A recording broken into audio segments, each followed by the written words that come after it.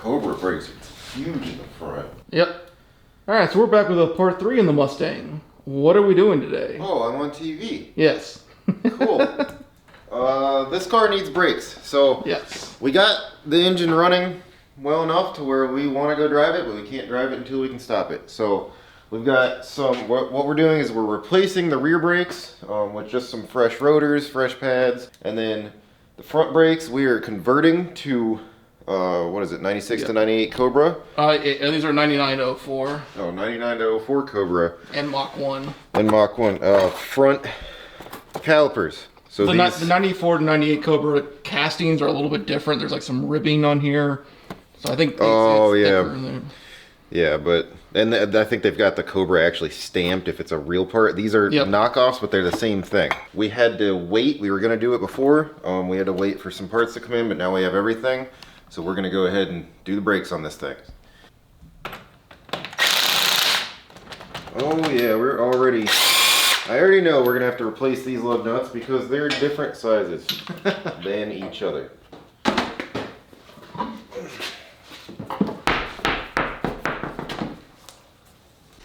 Alright guys, so this is a Torx down here. It's a T50. So we're going to see if this comes loose. There we go. So that is a bolt that goes through the bottom slide.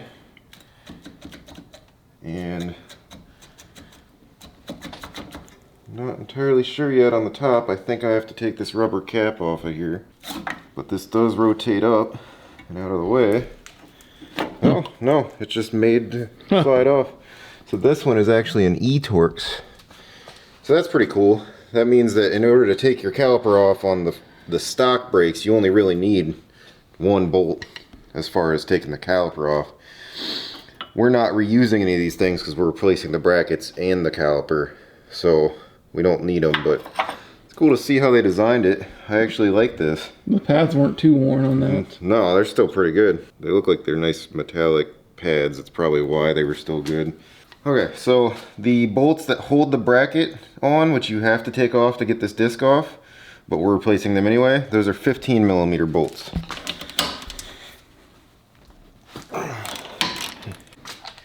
Daddy's done doing things by hand. I'm getting too old for that. We have the tools. We can do it the easy way now. I don't know, but I'm pretty sure we're going to need to save these. These are the actual those bolts. Bracket bolts. So here's the old bracket. I like that slide design. I wish everything was like that. I always check to make sure there's not a retainer bolt. These discs are unfortunately going to probably be a little bit rusty.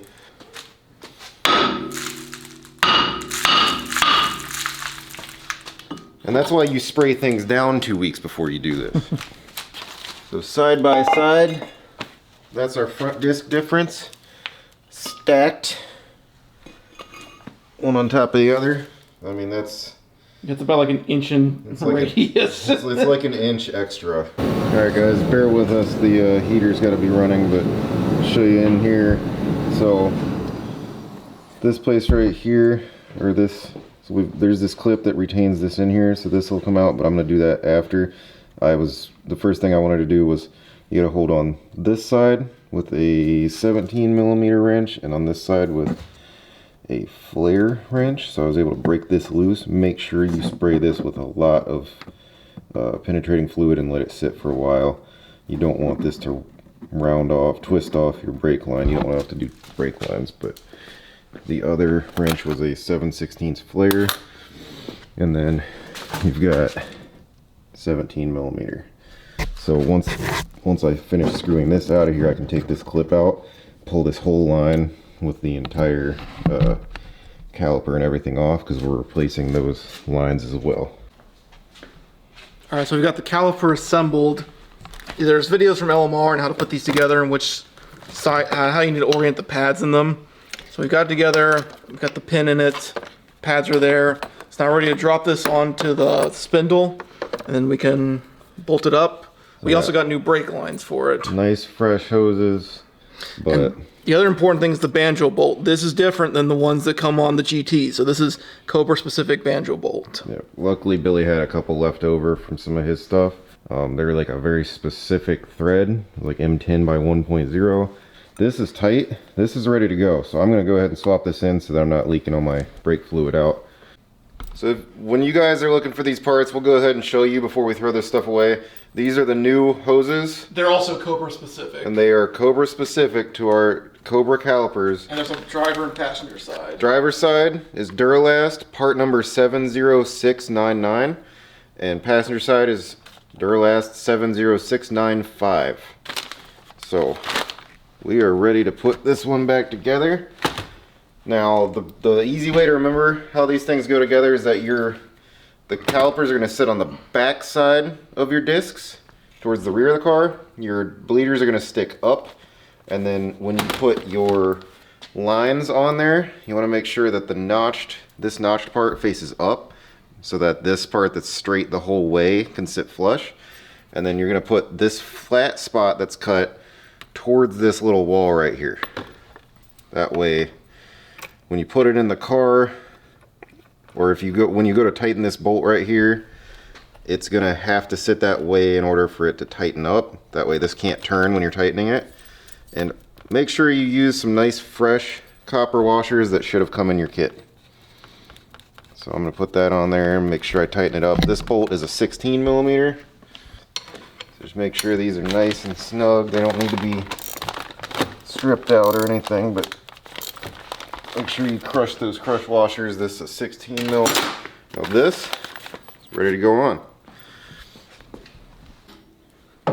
Yeah, this definitely needed replacement. Look at that hose. Yeah. That is not good. Do yourself a favor, if you ever work on a lot of car suspension and brake stuff, get some of these double-sided hooks. They work phenomenally.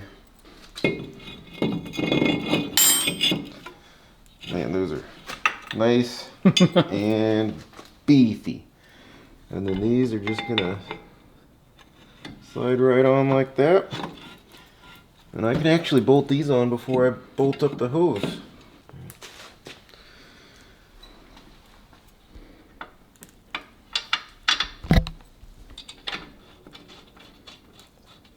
Oh yeah, those look right. So much better.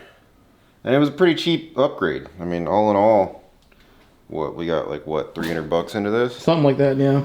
Pretty cheap. You can get all the knockoff stuff online. Just look around.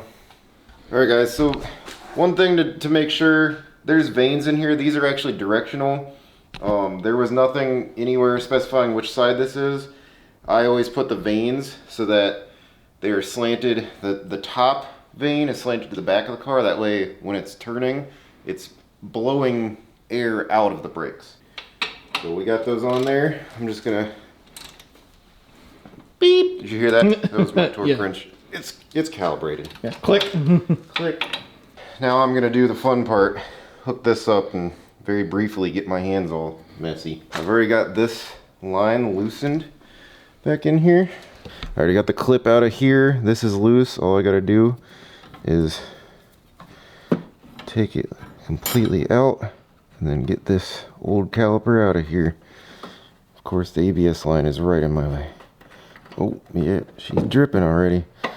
Okay. There's that caliper. I'm gonna lay it on my cardboard.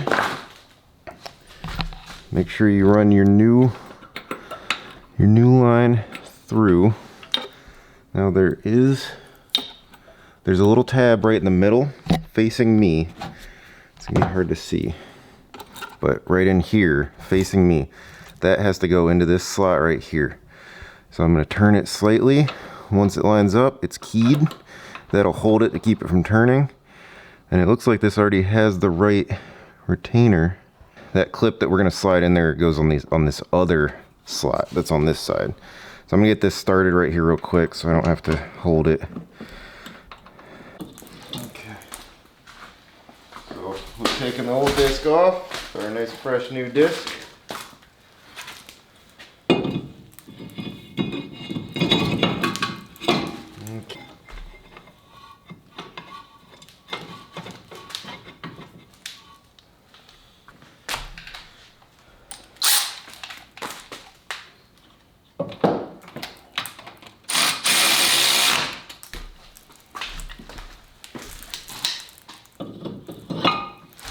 Now we have a double disc brake setup, and we're simply going to weld the wheels to the outside of the disc. Yeah. Isn't this how a dually works? Yeah, that's for all of the stop. We don't want to go. Now we're going to stop so hard we go backwards. Okay. Don't forget to torque your bracket bolts, because I've had a bracket bolt come loose and it was very bad. It ruined my wheel, because this bracket, you definitely don't want the top one, no, you definitely don't want the bottom one coming loose, because this whole caliper, when that bracket bolt came loose, it went up like this, it pivoted on that back one and it caught my wheel. It was not a good time. Okay, so 17 mil on the back side, and then my 7/16 for the actual fitting.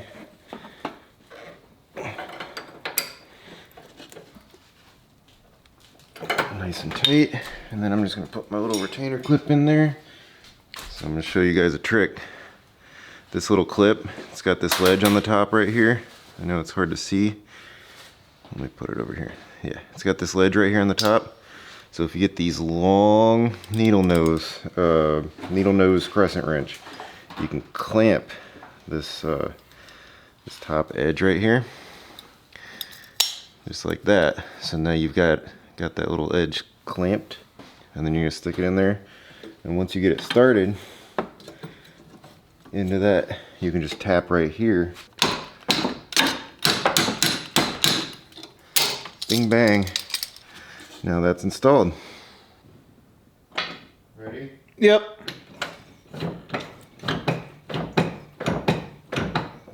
Down. Alright. Okay, up. Down.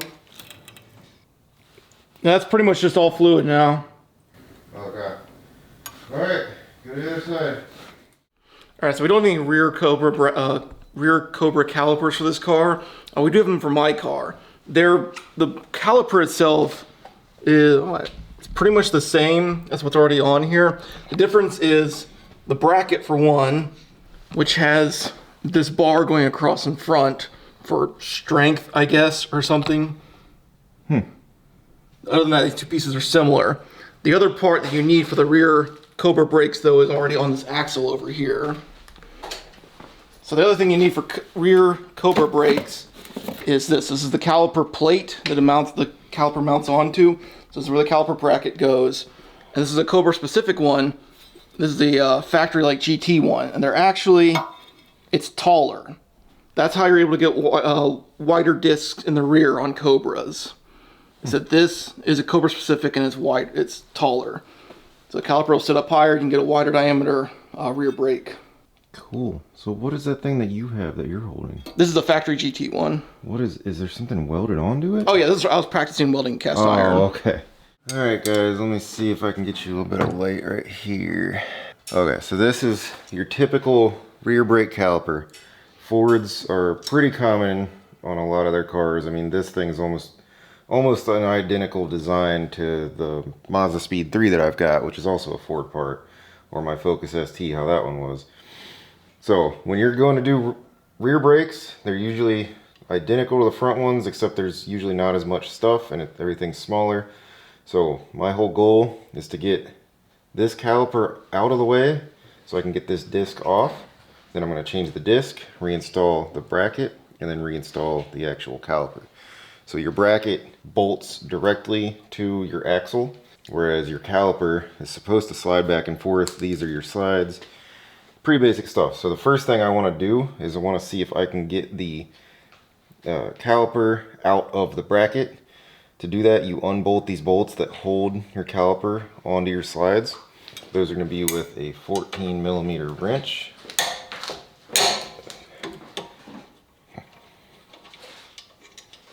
So since those are off of there, this should come out. I'm going to clean it off. It left the pads in here. As you can see, these two little pads right here. I'm going to take those out, and then these bolts right here that hold the actual bracket on there, those are 15mm.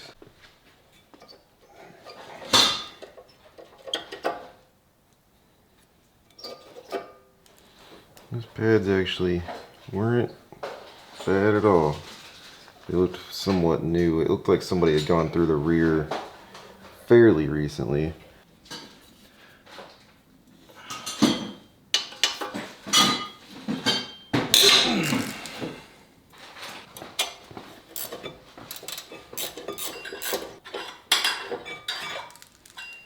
So I've taken this bracket, I pulled these slides all the way out and lubed them all up. They slide good now, both of them. They were pretty dry inside, so you're gonna want to put not too much, but just a little bit of some kind of like silicone, something that's wheel bearing grease. Okay, we got our bracket on there, it's tight. I'm gonna take some more of this. This is what we use, it's just this 3M silicone paste, and just grease up all of the spots where there will be moving parts sliding. So then you've got these brake pads right here, these little ones. These right here that come with it are the anti-rattle things. So you're gonna put them on just like this, and then sliding them in is what's gonna hold them on.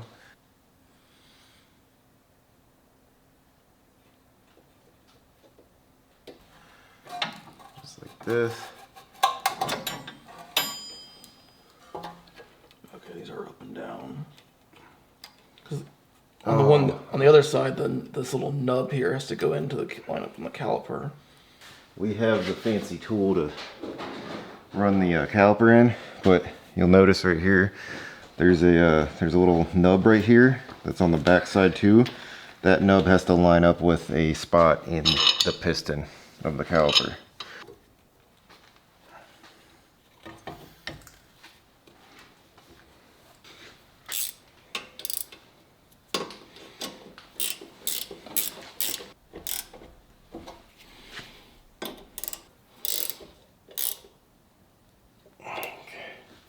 Those slide good.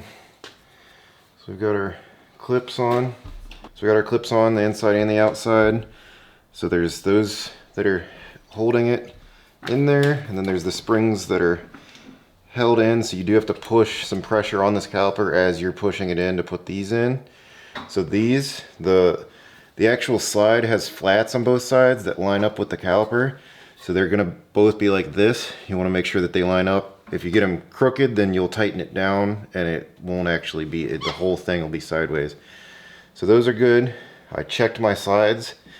Because we pressed this piston in with our brake tool kit, we have a little bit of space, which is good because then you can make sure that your slide is gonna work. So that's not good. It's really not good. So I'm hoping that this caliper's still good, but definitely needed to do this brake job. What caused that brake pad completely wearing down is something that you always want to check for and try to fix whenever you do brakes, or if you've got a wobble in your steering or when you're braking, or what feels like a warped rotor. A lot of times what it actually is what's happened here. So this is a stuck slide. I can't move it, I can't turn it. A normal slide is supposed to do this. Even though this right here is still pretty rusty, this rust will cause that.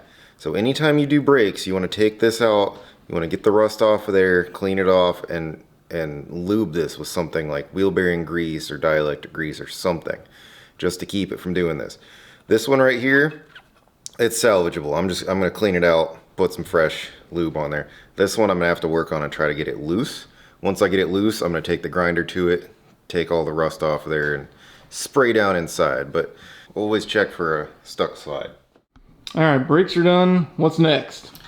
Next, we are going to get rid of this disgusting packed together exhaust system that just has axle dumps right here, right in front of the rear axle. These are Flowmaster, I believe they're 40 series. They're the very tiny ones that are extra loud.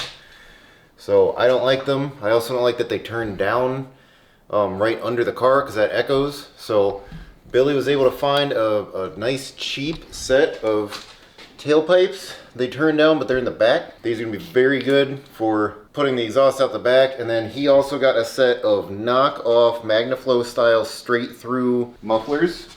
So they're not chambered, they've got a straight through style, but they do have the fiberglass inside of them. So those are gonna sound really great, give us a nice throaty sound, and it's not gonna be obnoxious like these Flowmasters. I can't stand Flowmasters, I can't wait to get them off. There's no hangers or anything, so we're gonna have to come up with our own mounts. Billy got some stuff from the hardware store, and we're just gonna clamp it together. If we need to weld anything, we'll weld it, but here we go. So somebody fabbed up this whole exhaust. I don't have the money right now to do my mid pipe, but eventually I'll get a good mid pipe on it. But for now, just having better mufflers will be nice.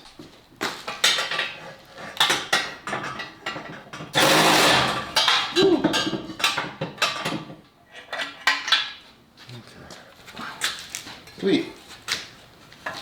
Probably reuse that for something. Yeah, I'd probably reuse this clamp hanger thing. Like direct replacement of it. Yeah. That's all I had in the store, so let's go to another place. My life flashed before my eyes.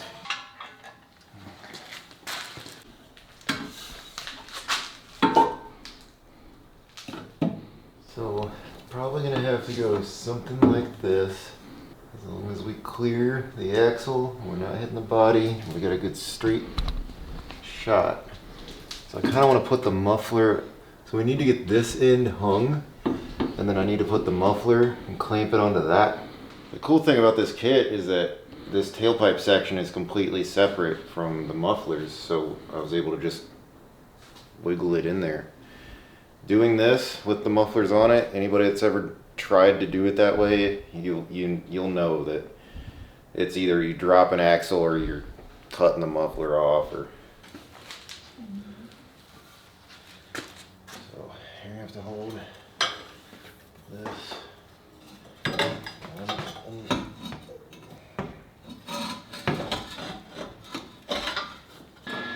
Alright, here we go. Cover.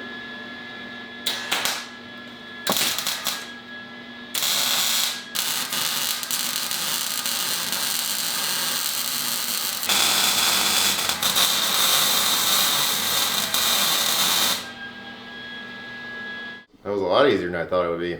He's stable. We got a nice weld, 5/6 of the way around. This is clamped. I might add a bead before I go to the other side just to make sure it's extra sturdy, but looks like we're gonna clear our upper control arms. We're not hitting our gas tank. We did have to relocate the fuel pump. We might have to put some kind of heat shielding or completely relocate it, but exhaust is coming out where it should be. On to the next side. For $200 on eBay, yeah, it looks decent. Right. For cheapo exhaust, Billy Fitting up to something that's already also been cobbled together. Right. This isn't even any of the factory exhaust. So, yeah, Billy did a good job finding that cheapo exhaust. And they're turn downs, but I could always put straight tips out. Or just cut the tip off, yeah. But I like the look of having tailpipes because you can see the side of it. Yeah. So, all right, on to the next side.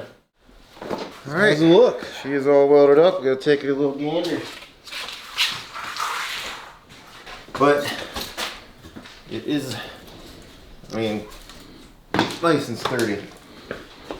Kind of crooked. Oh, the most important thing is it's better than what was on there before. Yeah, 1000%.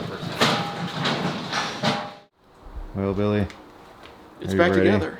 It is. You gotta go test drive it. We are going to start it.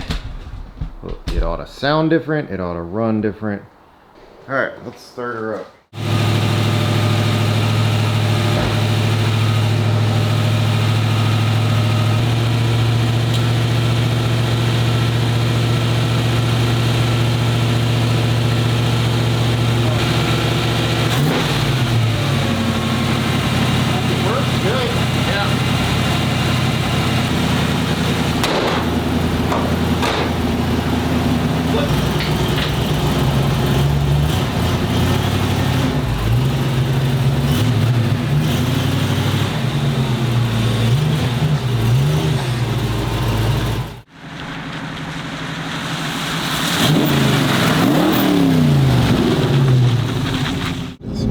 Alright, me and Billy are going to take the old Mustang for a drive. It is really cold, and we don't want to die, so we have to leave the windows a little bit cracked because my HVAC doesn't work. But we found out that the dashboard does have lights, The car started right up and it's definitely below freezing, so we're pretty happy with that. So let's go give her a little shakedown and see how she runs.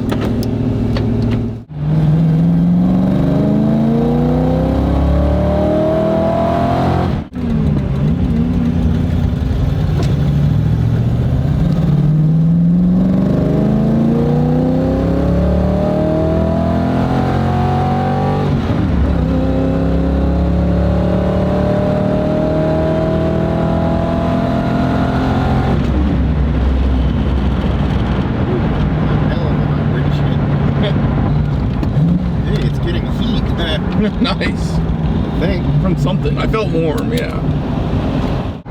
Oh, it's running. We can tell that there's heat coming out of something somewhere. We just gotta deal with something with the HVAC system.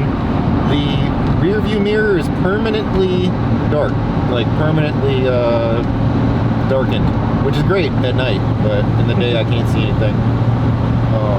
Probably need to mess with the jets at some point. Yeah, it's bogging down low. The brakes though, like really, really good brakes. Yeah. And I mean, it idles fine.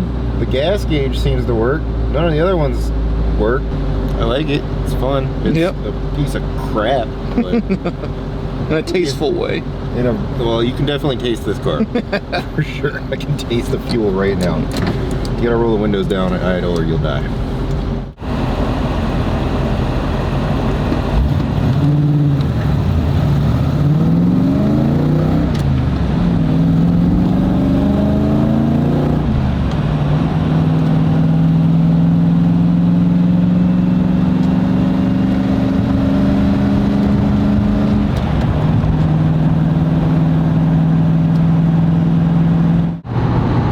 All right, well, great success. Yeah, it's actually starting to get a little bit warmer here, which is nice.